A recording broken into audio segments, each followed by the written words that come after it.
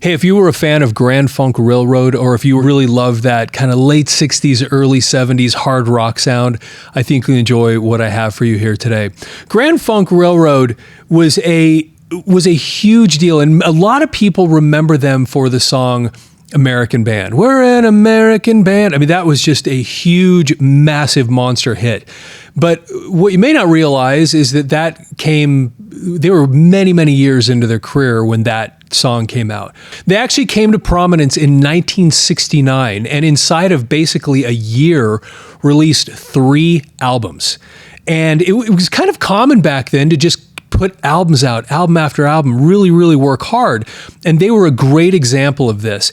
Now, this here was their 3rd album. And I'll tell you something. So I was working in a studio in the early 90s, and I was really getting into a lot of grunge music, and especially Soundgarden. I became a huge Soundgarden fan. And a guy that I was working with that was into a lot of this older stuff knew I was into Soundgarden. He says, I have something you have to listen to. Because I was talking about the guitar tones, and he says, you have to hear this. So he pulled out a CD of this album, Closer to Home, and he puts it on. And if you've never heard it, this won't make sense to you, but this very first song that's called Sin's a Good Man's Brother, he puts this thing on, and it starts off with this really kind of mellow acoustic guitar part where it just does this little kind of a chromatic chord, just this chromatic scale down a couple times through, and then all of a sudden, one of the most brutal, powerful, amazing guitar tones and guitar riffs I'd ever heard comes just blasting out of these speakers. And if you've heard the song Sin's a Good Man's Brother, you know what I'm talking about. It is just brutal. It is so powerful. And I remember I heard it and I just was, oh my gosh. And he was right. I mean, I was listening to Soundgarden and loving them, and then I heard that and I go, I absolutely love this. So I picked up the CD and I just listened to it front to back, and I really loved every single thing on this record. It was just amazing to me. So the rest of the album didn't have that same brutal force that first song did, but the rest of the album was really, really good in and of itself. It just had this awesome stuff. It's a 3-piece band. It had these great bass lines. Mark Farner is a singer, even though Don Brewer also sang. I loved his voice. His guitar tone was just amazing. And they just put out this powerful music. Now, what's so interesting about them is how fast they rose to prominence. Their first album came out in August 25th of 1969. They then put their second album out on December 29th of 1969, so just a few months later. And then this album came out in June 15th of 1970. So in less than a year, they put out 3 albums. And not just that they put out 3 albums, but just take a look at this. Inside that time, so this is a picture that was taken at Madison Square Garden, February 13th of 1970. So think about that. They put that album out in August, their first album, September, October, November, December, January, February. 6 months later, 6 months after their first album, Madison Square Garden. And then, of course, they put this on this photo. I think this is one of the coolest rock photos ever taken. I think it's so cool. So again, here's Mark Farner, just this brutal voice, awesome guitar. Mel Shocker had that kind of classic 70s walking bass lines, just amazing. And then Don Brewer as a vocalist. He actually, the song I was talking about a minute ago, American Band, he's actually the singer of American Band, by the way. And then there's the back of the album. Anyway, it's just spectacular. So what I found here is it's nothing super spectacular, but it is kind of interesting from a snapshot in time kind of idea. Because one of the things we do a lot on this channel is we go back and dig up old record reviews, newspaper articles, interviews, that kind of thing. And that's really what this is. This was published on June 19th of 1970. So basically this is just days after this album has come out. And there's just this newspaper article, and the title of it, as you can see on the screen, is Grand Funk Makes It Big in a Year. And that's part of just the amazingness of this. And it's so interesting how you look back to a time like this, and we can see examples of this regularly, where we have these bands that we forget just how big they really were and just what an impact they had. I mean, I loved this.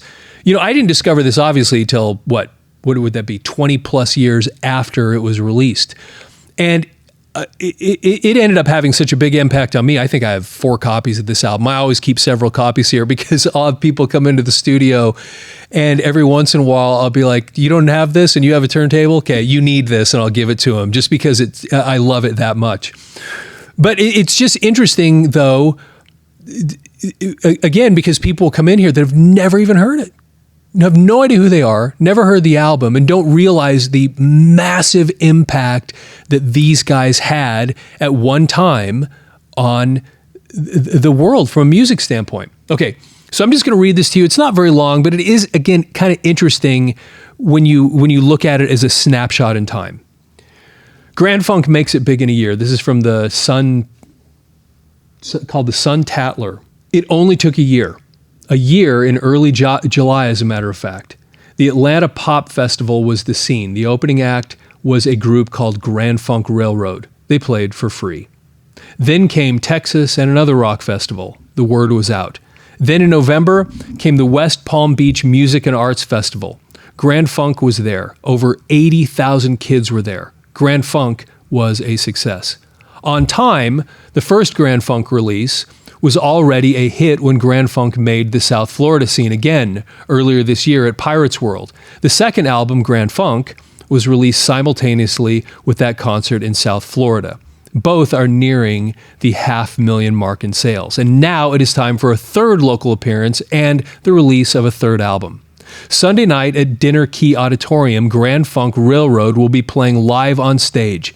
Blood Rock and the Tropics will be appearing on the same stage to lead off the show.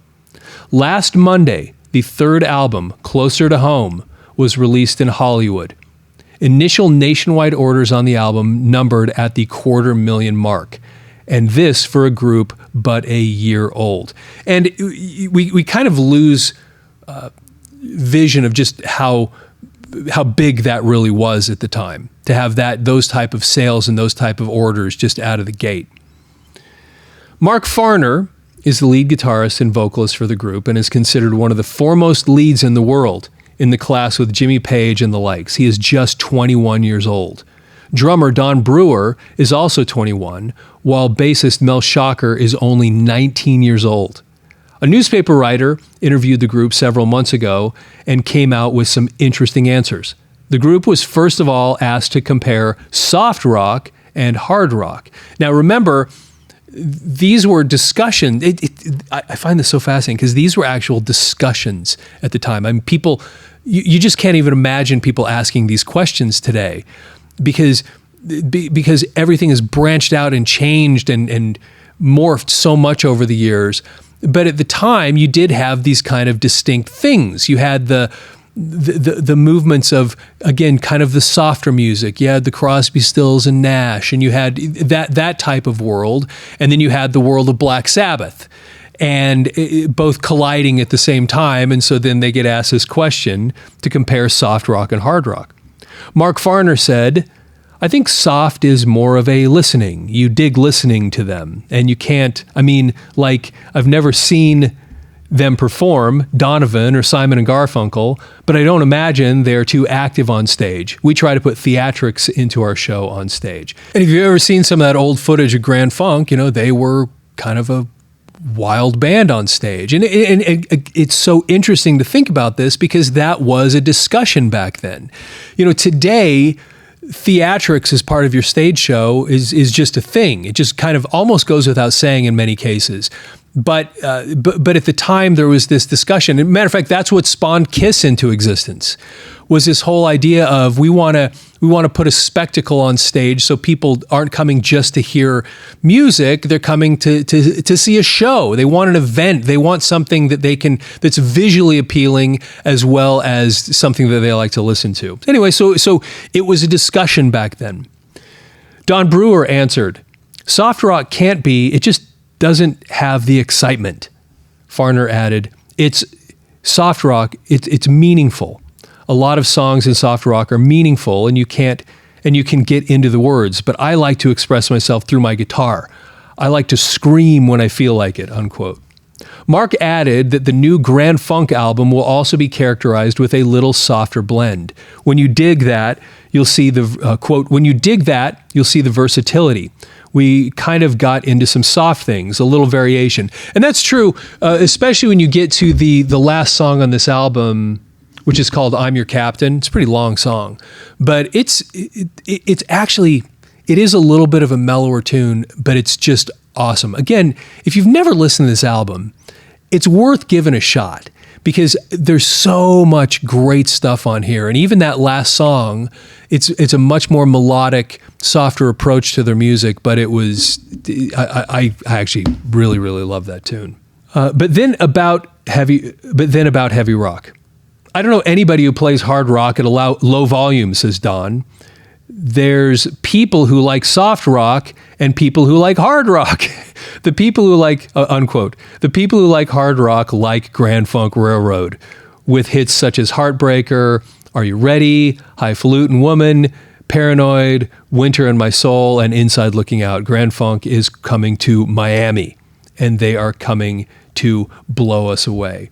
And it's, again, part of the reason this stuff is so interesting, like I said, is that so much of this stuff really was so new. We lose perspective of that, especially somebody like me that didn't even, when their first album came out, I was, 3 months old?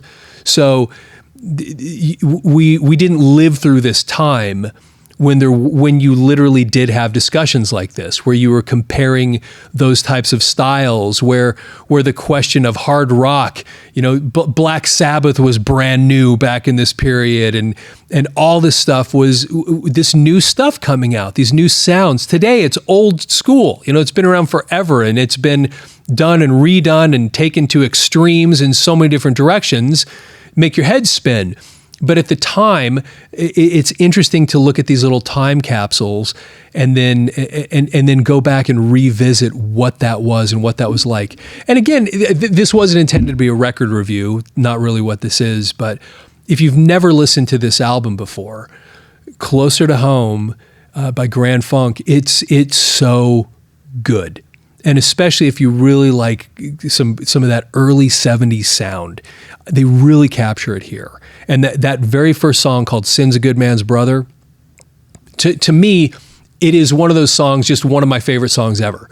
I will take it out intentionally and just listen to it because it's so powerful. The vocals, the singing is so great. The guitar playing, the tones, the approach, it's so spectacular.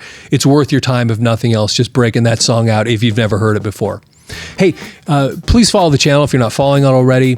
Please like the video. If you remember them, I'd love to get your feedback about Grand Funk because they were such a big deal and so many people have forgotten about it. And especially if you remember them from this period when they were just getting started. Inside of a year, they put out 3 albums and they're one of the biggest things in the world that fast. I'd love to hear your feedback on that. And of course, if you like this stuff, you probably know other people that do too. Please share this with all your friends, people you know, so we can help continue to grow this channel. And with that, have yourself a fantastic day.